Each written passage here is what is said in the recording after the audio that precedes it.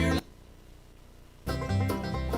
don't make a sound. Hey everybody, it's the top of the hour. That means you still got a little bit more time. We're still a comedy club, so the show doesn't start on time. Get yourself something to eat. Get yourself something to drink. Share out the link with your friends and family who aren't already in the streams. Body Pozi Comedy, the Body Pozi Spooktacular, will begin in about 2.5 minutes. Your sex is on fire.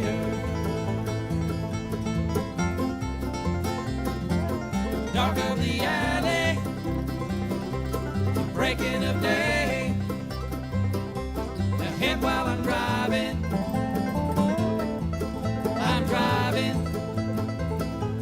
Soft lips are open, knuckles are pale.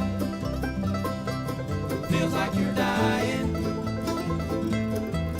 You're dying.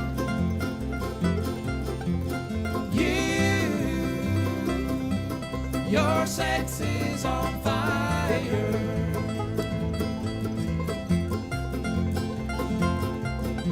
And soon, with what's to transpire,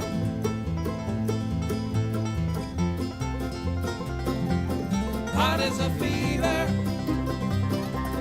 rattling bones. I can just taste it, taste it. It's not forever, if it's just a night. Oh, it's still the greatest. The greatest, the greatest.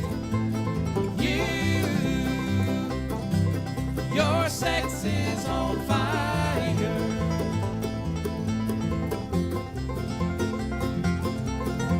And your sex is on fire.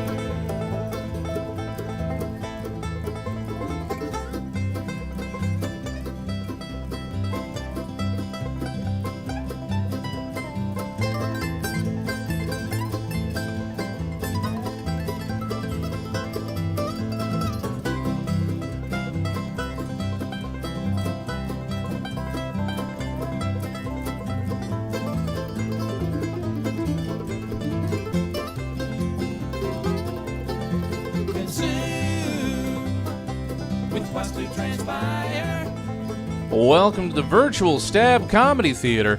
It's time for the Body Pozi Spooktacular. Please welcome to your screen your host, Dan Smith. Hey everybody, I'm Wilfred, the wheel, the chair wolf, and I ate your host, Dan Smith. So, but before I swallowed him, in between screams, he told me the name of the first performer. So, please welcome your first performer, Kyle Fryman. Ooh. Ooh. Thank you guys for coming here. I'm really excited to be part of the show. One of the things I kind of want to talk about with this is the experience most of us have in our daily lives. We all have a tendency to kind of walk through life with this tunnel vision, not really looking around because everything seems so normal to us in our everyday life. But if we stop for a moment, you'd be amazed at what you can see. Maybe you see someone need a help and you can actually lend a helping hand. Maybe you find $5 on the ground. That's always good. Maybe you get to meet someone that makes a big impact in your life. So I want to explore that a little bit. So what I'm going to do is we're going to get to a card, and then we're going to do a little card trick for you guys to kind of demonstrate this. So get a nice one out like what is this? 9 of diamonds. Something as simple as a playing card can do so much. So here, Jamie, come hold this for me. I realize I don't have a pocket on my shirt. So right now, everyone's so fixated on that little piece and what I'm doing with it that most of us will completely miss that moment where it actually vanishes. Whoa. Where it goes is a whole different thing. Some of us who are more looking in the background or looking around may notice a little tiny piece on my thermostat. And like I said, you never know what you're going to find when you actually stop and look around in your everyday life and find something missing that we can all look for. So make sure you keep Now, one of my favorite things is coming up, and that's Christmas. And everyone usually has a favorite gift that they've been given, and I keep mine with me all the time in this box. It's not the box itself, it's what's in the box that matters. It doesn't look like much, but this is actually from my grandfather. And one of the things he got to do is not have a cat disrupt the show. So, I knew that was going to happen. My grandfather actually was an engineer who actually helped create digital engineering. So over that he got to work on the internet project, the telescope. And it's an amazing thing to see that growing up. And this was the greatest gift he ever gave me. And it doesn't seem like much, but for me it means the world, because he taught me it doesn't matter what you do in your life as long as you truly believe in it and it makes you happy. That's what matters. And he did that. He never went to college. He taught at colleges, but he paved his own way, literally with a whole new world of science. And most of us that are into the magic community know that we also lost a great one just the other day. It was amazing James Randi, who also had a major impact on the science field. So usually this is my grandfather, but tonight it's also for James Randi and all the amazing things he did for us.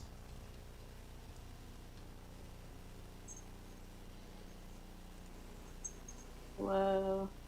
Wow.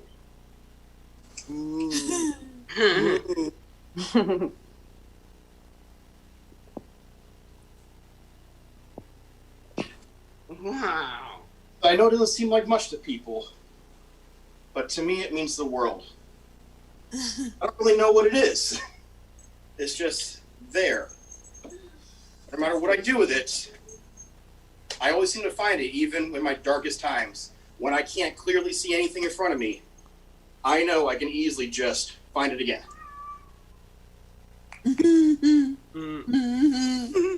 Life also throws us curveballs sometimes. And now I gotta try to find the stupid thing that's invisible. So, you don't realize we're walking around, you never know if you actually just take your time what you can actually pop up. Right? So like I said, I have my nephew kind of freaking out over there. This is awesome. Like I said, this is one of my most cherished possessions. And I really hope you guys get a little piece of this too, because it means so much to me. And I always try to keep it safe in the box.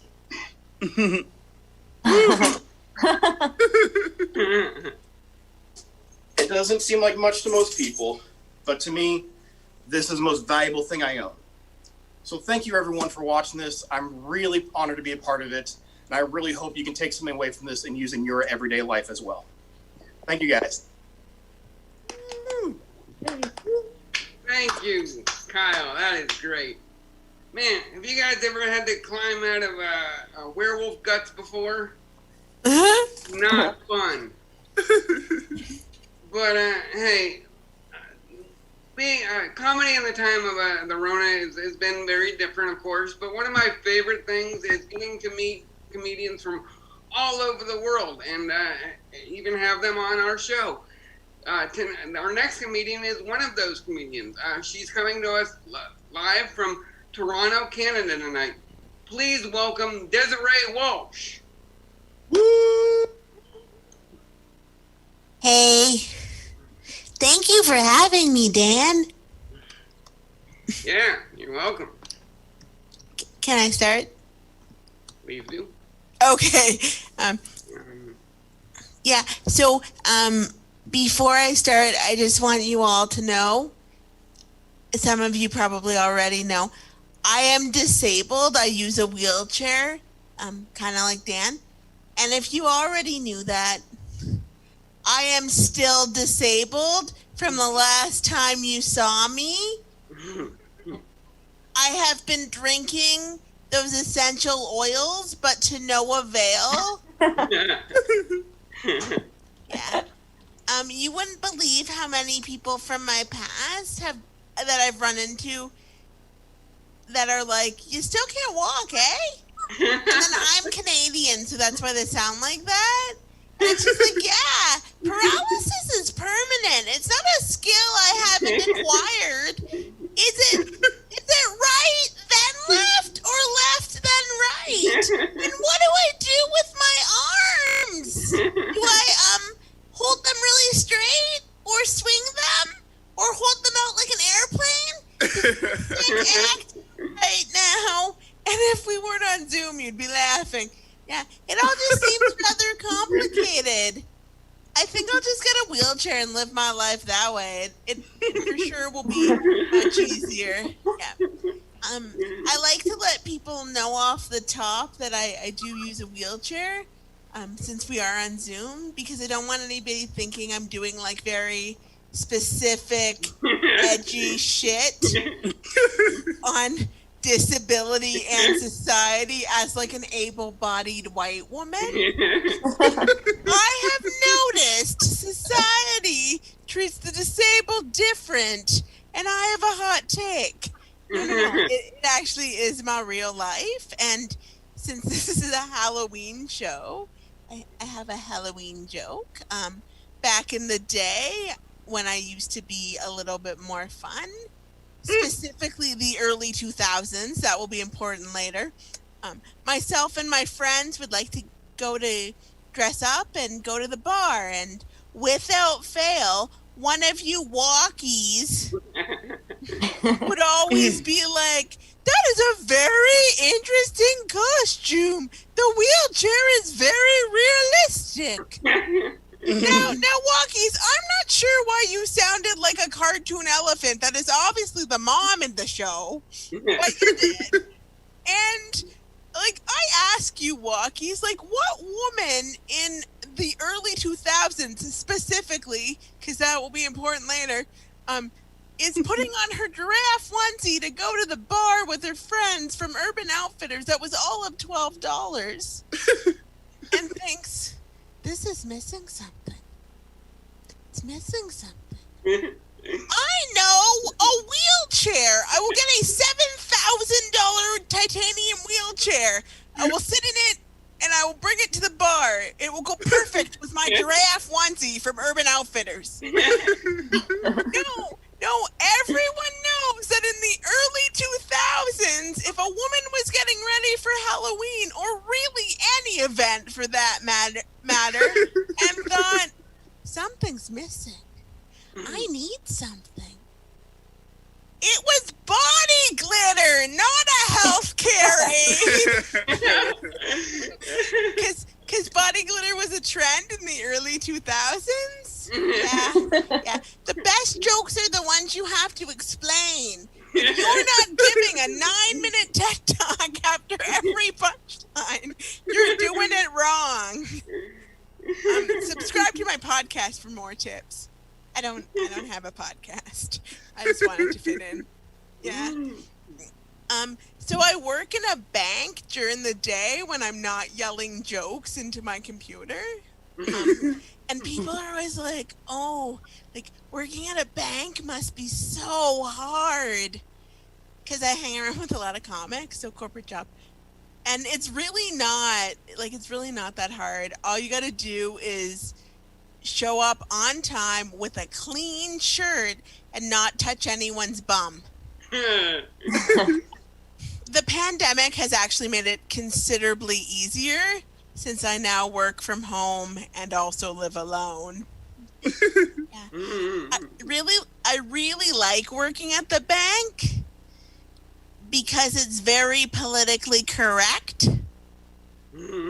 which means for 8 hours, none of you walkies ask me questions about wheelchair. Because let me tell you, walkies, you are some nosy bitches. So quite frankly, the peace and quiet is nice. It does make it hard to make friends and form meaningful relationships. Like I had a coworker in the before times. Remember when we used to have coworkers? That kind of maybe wanted to ask if I was single, but he didn't want to get in trouble. So he picked his words very carefully. He said, so you've given up on men completely? Or any type of a partner? And I said, no. But I guess that's what I get for wearing a bathrobe and Crocs on Casual Friday. Also, the box of wine probably didn't help at lunch. Yeah, no. But to my credit, they were the Crocs with the rhinestones in them because I'm a professional. I'm actually really liking the pandemic. I know that sounds strange to say, but in Toronto, where I live, they're starting to open things back up. They're actually closing them, but for the purposes of this joke, we're opening again. And I really like it. Because you can do things again, but you can't use the bathroom in public places. And I like that. And then you can buy clothes again, but you can't use the dressing rooms. So you just got to buy all the clothes and hope for the best. And I like that. And then you still got to wash your hands like 15 times a day. And I like that because now everyone is a disabled woman who uses a wheelchair. And I really like, I mean, I still win because I get better parking, but it's nice to have more people on my team is what I'm saying. It's nice that people know how I live now. Yeah. I've been doing a lot of stand-up comedy with Americans over Zoom, and you all are really nice. If there's any Americans in the audience, your president is not a good representation of you people. Yeah. And some of the American comics have been teaching me about your culture, specifically the food. The Uncrustable. We don't have these abominations in Canada, but they're like a frozen peanut butter sandwich, I am told. And it's like the white trash cousin of the Pop-Tart or the red-headed stepchild of the Pizza Pocket. Yeah. And Americans, like, wouldn't it just be easier to make a peanut butter sandwich? Because with an Uncrustable, you have to thaw it and then cook it and then eat it. I recently did this joke and another comic was like, no, you eat them frozen. And again, Americans, more questions than I have answers. Like, why are we recreating the worst day of grade 2 when the ice pack fell on the sandwich and it got all cold and gross and wet? Why are we paying money for this? And then another comic was like, no, Desiree, you don't eat them frozen. Just take it out of the freezer and let it thaw naturally.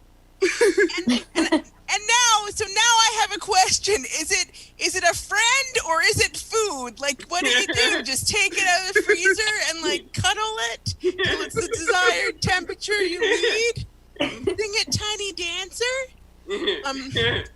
What I'm saying is Smuckers needs to be stopped. Between that and the goober grape stuff. My God. People ask what happened to the U.S. or what's wrong, and frankly, I don't know. But I think it started in 2016 with the invention of the Uncrustable. I think that's where all your problems started, and nothing else. Nothing else happened in 2016 to cause any other problems except the Uncrustable. Thank you. I've been Desiree Walsh. Thank you, Desiree. Yes, you're the welcome. Uncrustables since 2016. All our problems have been caused by that. Absolutely. Anyway, thank you again, Desiree. That was great. Your next performer tonight, if this is your first time for seeing them perform, you and I have something in common. So let me bring up our next performer. Please welcome Fred Lee. Woo! Yeah. I've seen that guy Yeah, before. Fred. There he is. Hey. All right, let me get myself nice and situated here. Okay. All right. Let's make sure we can all be seen and heard. Cool. My name is Fred Lee, and thank you for having me on the show. First and foremost, I'd like to start off with something a bit nuts. All right, so we're gonna have a little audience participation all at the same time. We got these nuts and bolts, and I'm gonna have Dan. All you just need to do is just say the magic word "stop," because what I'll do is I'll just take my finger like this, and I'll just go down this line of nuts and bolts. Just say stop whenever.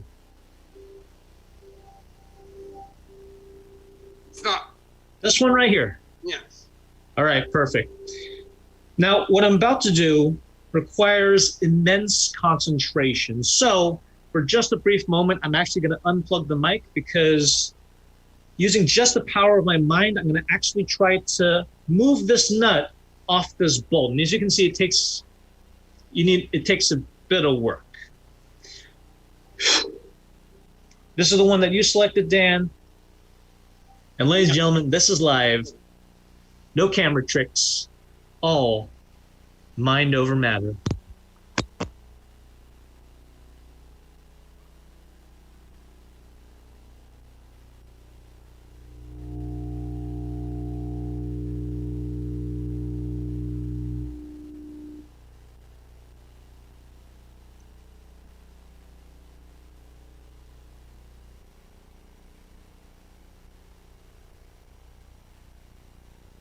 Whoa! All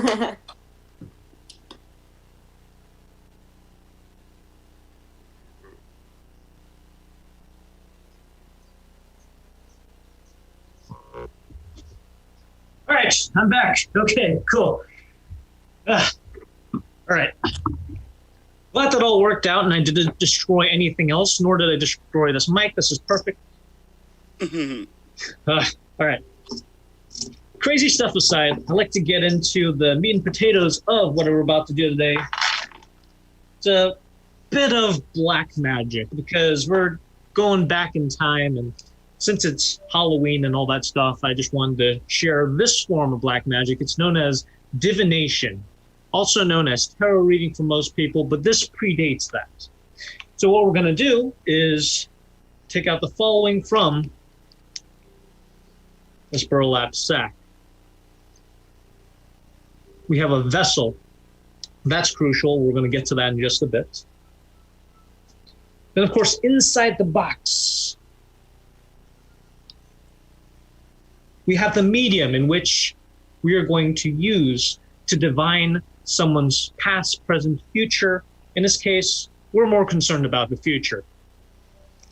And of course, we have a summoning circle. This is a witch's circle that I've engraved on this piece of parchment. Now, before we start this divination, I'm going to actually take out a piece of tribute. In this case, it's going to be one of these cards from this very deck. In this case, what I'll do is I'll flip it like this, drop that inside of the box, closed at full view the entire time.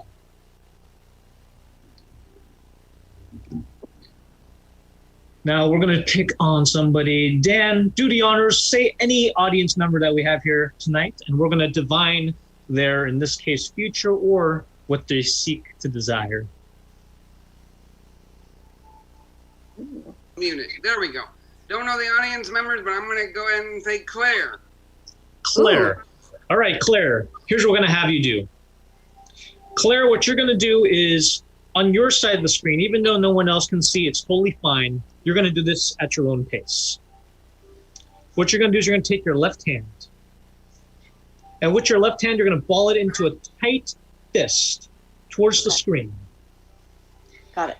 I want you to feel the heat at the palm of your left hand. And the moment you get some nice heat generated and your hand feels nice and warm, I want you to say yes in a loud, clear voice.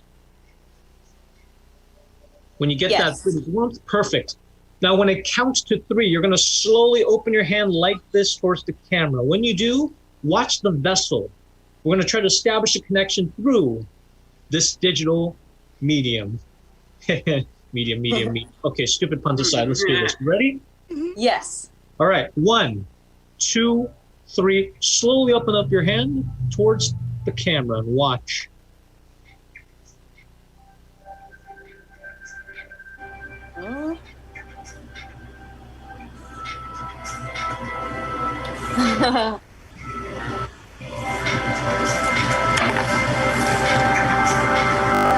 No strings, obviously no magnets, because that would mess up this mic really bad. But we've established a connection, Claire, and that's perfect. And that's exactly what we're going to do. So Aside from the jokers, name out loud any playing card in the deck. Two of hearts. The Two of Hearts. That just popped in your mind, no other influence, nothing else. Yes? Yes. Now, Claire, do keep in mind that in the very beginning, prior to this ritual, I took one random card, flipped it around, chucked it, and I literally put it, now one random card inside of the box as tribute. Now, the odds of your card being in that box is 1 in 52. However, we're here more about what the Two of Hearts really means, why you actually picked the Two of Hearts, because there's a lot more to divination than just voodoo, witchcraft, possible psychic, since James Randy's not around to bust me. So we're going to divine exactly what the Two of Hearts means. Now, what the Two of Hearts signifies, the two represents relationships. And I'm getting a sense that you seek to find a relationship that is strong. In this case, it's between two people, a little bit of romance, a little bit more of chemistry, a little bit of a stronger, more intimate bond. The reason why you're so drawn to the Two of Hearts at this very moment, not just because of this connection we've established, but also you're sending me the energy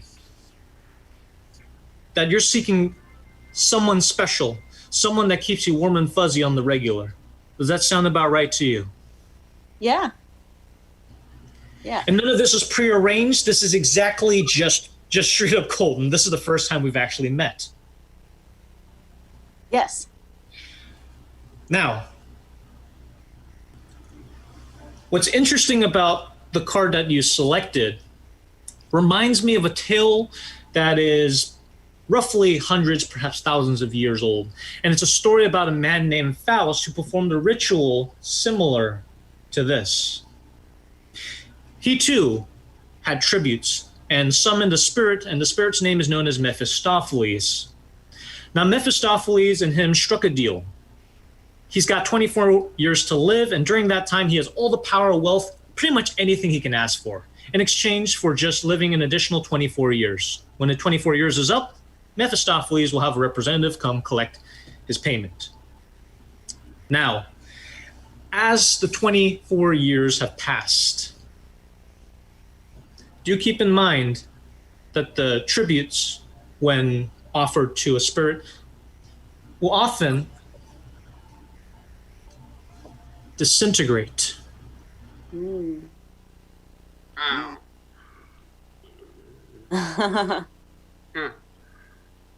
So we know for a fact, aside from the life connection we've established, that there's some spoopy going on here. And I don't know if this hotel is haunted, but if it is, I'm kind of screwed. But I'm doing it for you guys. It's going to be great. So back to the story at hand. Now, 24 years later, they heard a blood-curdling scream in Faust's room. And inside Faust's room, they found an anomaly. They found a puddle of blood. And next to the puddle of blood, engraved in that same blood as well, was scribbled one final request, one final wish that Faust wanted granted before his mysterious death.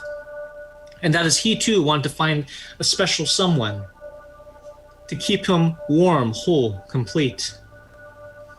What was the card that you said popped in your mind?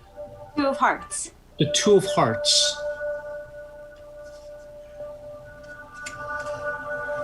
Wow. Cool. Now, in life, we find several things about ourselves dissatisfying, whether it be financial, physical appearance, anything really. But before we get on to those quick fixer-upper type schemes, it's important to pay attention to everything, because you never know, since the devil may be in the details. My name is Fred Lee. That's my portion. Thank you guys so much. Thank you, Fred. That was great. Thank you very much. Ladies and gentlemen, we've been doing this show now for 6 months, I believe, and that whole time, myself and our producer Derek have agreed 100% on everybody we've had booked on this show. But I'm gonna tell you, when he suggested our next comedian, I was a little unsure. I wasn't too sure, but I trust Eric, so we're gonna go ahead and go with it. Let me go ahead and introduce you to our next comedian. Hey everybody, I'm Dan the Can't Stand Up Comedian. I'm gonna tell you a little bit about myself. I've been in a wheelchair for my whole life. I have a birth defect called spina bifida. There are 3 different types of spina bifida. There's occulta, meningocele, and myelomeningocele. Now, myelomeningocele is the most severe form, and that's the form I have. Because I've always said, if you're going to commit to something for your whole fucking life, really commit. So, anyway, but I like telling people I have myelomeningocele, though, because it doesn't sound like I have a disability. It sounds like I have a ninja seal. And my ninja seal's name is Milo. I think that's pretty cool. So anyway, I was born in a wheelchair. Okay, I wasn't actually born in a wheelchair. Man, that would have sucked for my mom. Any tire tracks on her badge on the way out. Ugh. Although, in my defense, I was a really quick birth. I mean, once the doctor finished building the ramp, I just shot right out. I hope you all have been doing well and staying safe and healthy during the time of the Rona. I'll tell you, my biggest worry during this whole thing is this going to turn into a zombie apocalypse? Now, I know that sounds far-fetched, but hear me out. See, I've been calling you guys the Walking Dead in my head for years now. So, well, dead to me anyway. I'm feeling a little bit grumpy today. I made eggs this morning and they were runny, and I hate runny eggs because I really don't appreciate it when my breakfast acts like it's better than me. One of my biggest dreams growing up was to compete in the Paralympics someday. I'll tell you, I never got there as an athlete, but I did go as a spectator one time, and it was really cool to see all these sports being played live at such a high level. There was basketball. That was my favorite. I've loved basketball since I was a little kid. There was track and field. That was cool, although hurdles looked painful, getting smacked in the head every few hundred yards. Then there was swimming. Swimming was just tragic, though. I mean, you can't swim in a wheelchair. That's just Olympic drowning. And then, just like Desiree said earlier, I do get a lot of dumb questions and comments.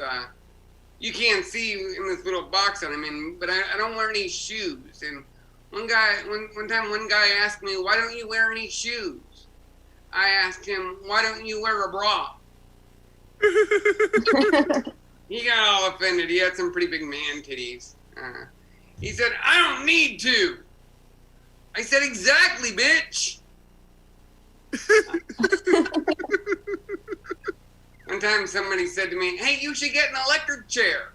I said, "Hey, fuck you. I was acquitted on all charges. Besides, those things are legal in California now." Electric chairs.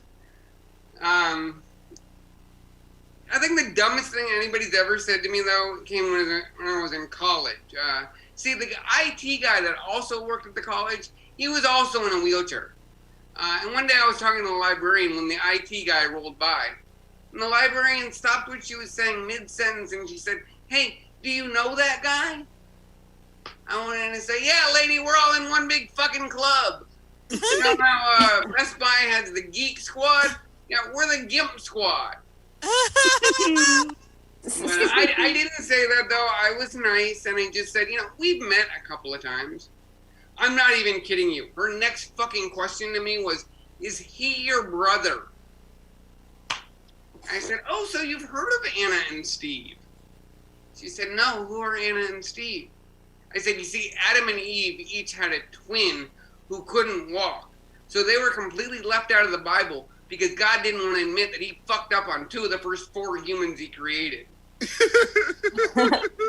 So, you see, you come from Adam and Eve, but people in wheelchairs we come from Anna and Steve, which is cool because it means we automatically get into heaven no matter what.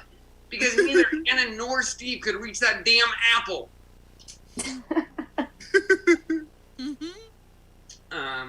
Why is there no escalator to heaven? I mean, you just die. You can't catch a ride?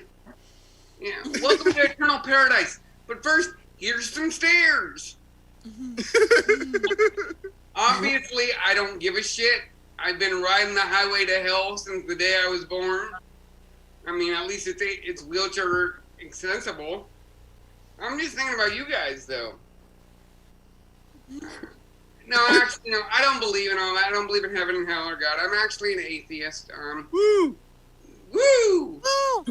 Because, my opinion is if God does exist and we're all created in his image, that guy's got some really shitty quality control. I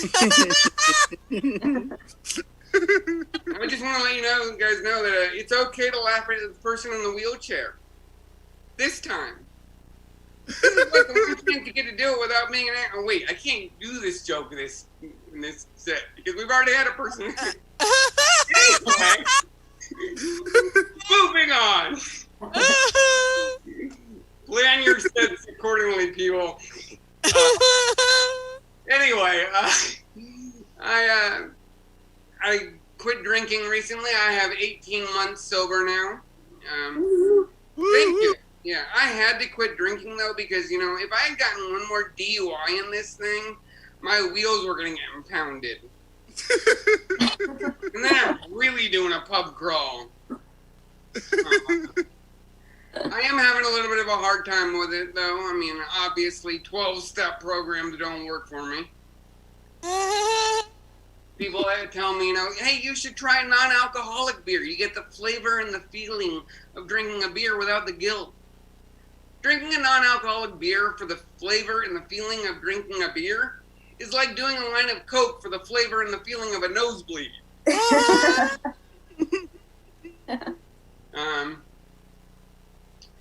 So, being in a chair, it's not so bad most of the time, really.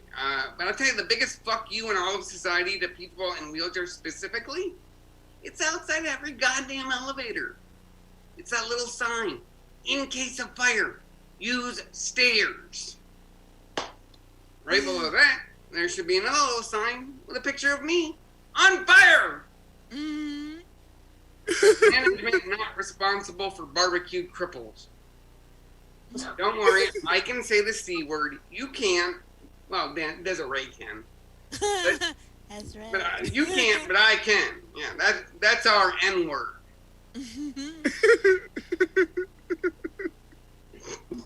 Some friends and I, we went to Las Vegas last weekend. There was 3 of us. There was my buddy Skip, who's a great guy despite having one of the most ablest names ever. And then there was his girlfriend Becky, who was actually a real Karen. So, yes, there was 3 of us. I was the 3rd wheel, and the 4th wheel, and the 5th and 6th. So anyway, we were walking and rolling down the street one night, and I started hearing a strange slapping noise. It sounded like, I didn't know what it was. I thought maybe some BDSM fanatics were giving each other spankings out on the street corners.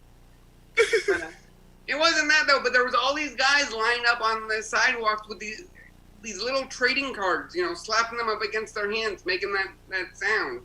I didn't know what kind of cards they were, maybe baseball cards or Magic the Gathering cards, I don't know. But anyway, so everyone, though, was getting one of these cards practically thrown at them as they passed by. Everyone but me. Yeah, they were pretending like they didn't even see me. Although, in their defense, I was well below their line of sight. But I didn't care, I didn't whatever they were peddling anyway. But my buddy, Becky was really kind of getting on Skip, though, about him collecting these cards and saying, why can't you be more like Dan? He doesn't care about the cards. The cards I wasn't being given. But anyway, I was feeling pretty good as we crossed the street. And then we crossed the street, and I thought to myself, hey, I wonder what these cards are. So I asked Skip to show me a card. And it turned out there were these little advertisements for strip clubs or escort services in the area. Basically, they were little sex cards. Yeah, little sex trading cards. And then it hit me. These motherfuckers passing out the cards on the street aren't giving them to me. They were acting like they should be kept away from me, like I shouldn't see them. And worse, the bitch Becky was acting like I'm too sweet and innocent to want to see them. No, fuck that. I like pussy too. Little bedroom rodeo, riding the wild baloney pony. Anyway, I went up to the first card peddler I saw, and I rolled right up on him. I got right in his face. Okay, I got 2 feet from his face with the height difference. And I yelled, I said, hey! Can I have one of those, please? And for the next block and a half, it was raining porn cards on me. Anyway, but I've been married now for 14 years. And people still ask me to this day, is your wife also in a wheelchair? It's like me asking you, hey, so does your spouse also ask really fucking stupid questions? No, she's not in a wheelchair. She has a fetish for them. My lady likes her role play. Anyway, that's my time. Thank you very much. Derek, is Liv here yet? Nope, I don't think we have her. We don't have Liv. Okay, well then I'm going to bring up your final act for the evening, and I'm very excited about this. It's our first music guest here on Body Pozi's show. Please welcome Lip Noise. Woo, woo, woo. Oh. Well, this isn't comedic. I thought about doing a funny song, and then I realized it wasn't very funny. This song is called Fecund.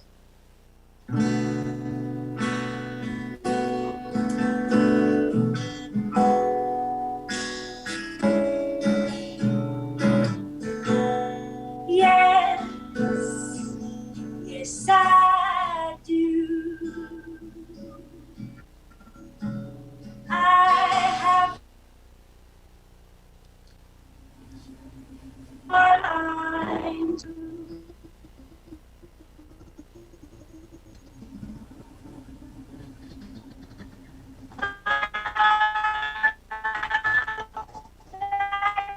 come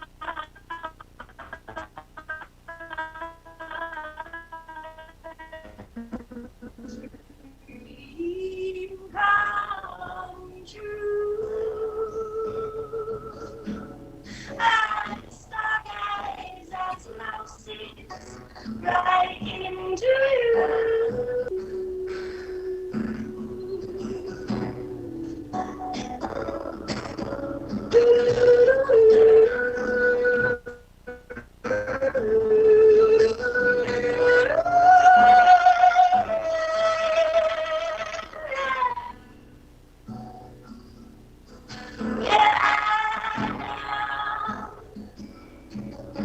I'm a handful and a big old juicy. Do what I do. I be who I'm not.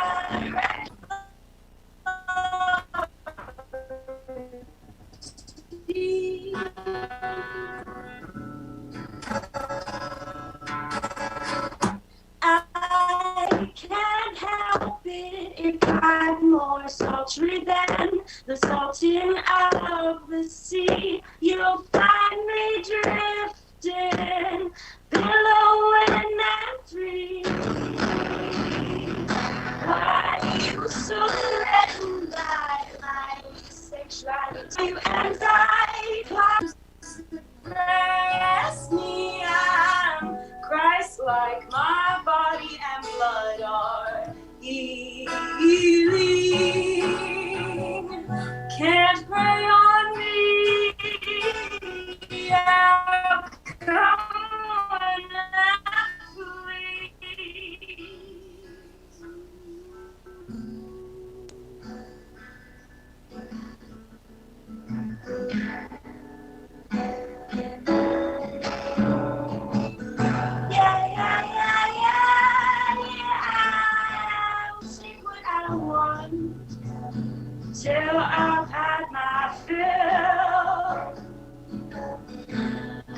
do what I want. I'll be who I please.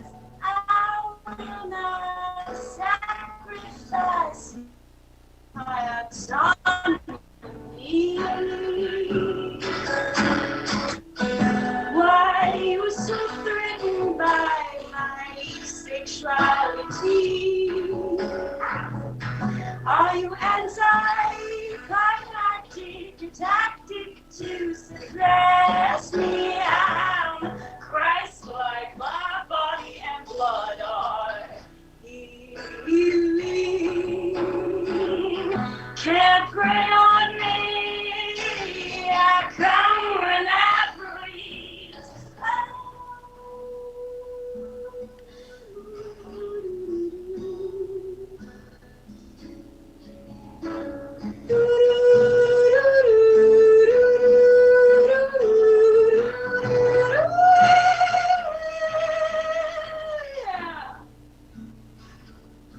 Yeah, I do.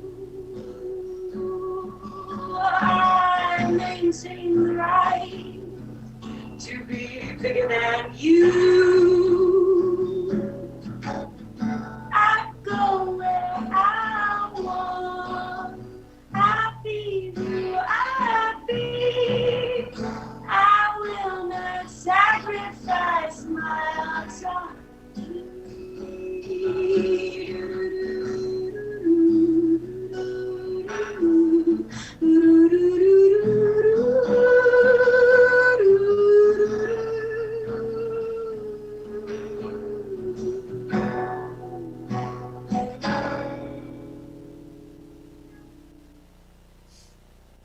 Thank you so much for having me. Woo! That was gorgeous. Thank you. Thank you, Lip Noise. Wow. Well, ladies and gentlemen, that's been our show for tonight. Thank you so much for joining us. We will be back next month. Have a great night, everyone. Woo!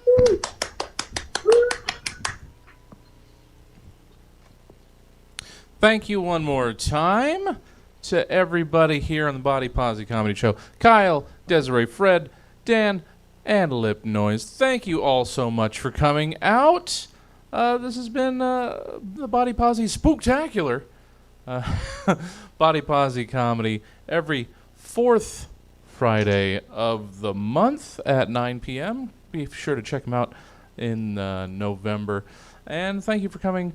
We've got plenty of stuff to check out tomorrow. 6 p.m., the new Ha Ha Risings Island Comedy Tour. That's followed at 8 by Stephen Ferris's How Do You Get There? It's a comedy show, a comedy talk show based on turn-by-turn directions. And if you know Stephen Ferris, that sounds just about right. So, thanks for joining us tonight. Let's see if we can send our Twitch viewers over to any of our friends over here that are streaming currently. Let's send you guys over to Blabbermouth Game. It's poker night, comedians playing poker. And we will see you tomorrow here at Stab at 6 p.m. for the new Ha Ha Risings Island Comedy Tour, our Animal Crossing comedy show. We'll see you then.